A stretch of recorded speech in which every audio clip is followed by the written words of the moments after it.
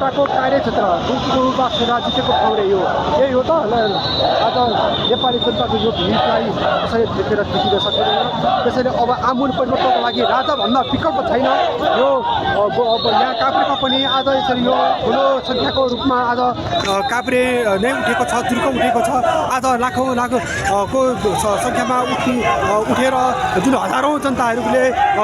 साथ समर्थन दिनुभएको छ र आज यहाँ यतिसम्म भएको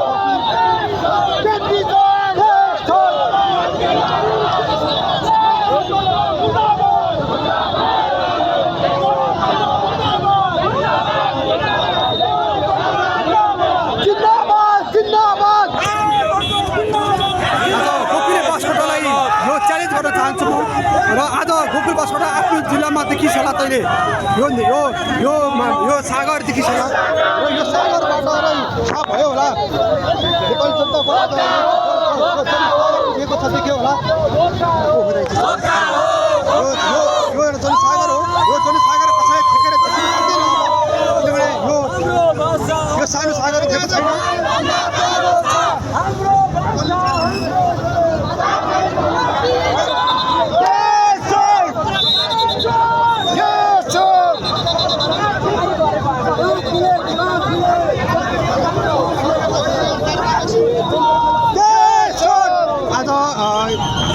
तनावग्रस्त अवस्थामा पुगेको छ किनभने यहाँ प्रहरी देखिरहनु भएको छ प्रहरीले पनि ढाकछोप गरिरहेको छ यहाँ प्रहरीले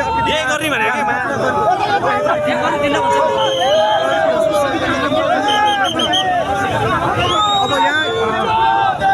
देखिन्छ भिड आएको छ यो भिड हो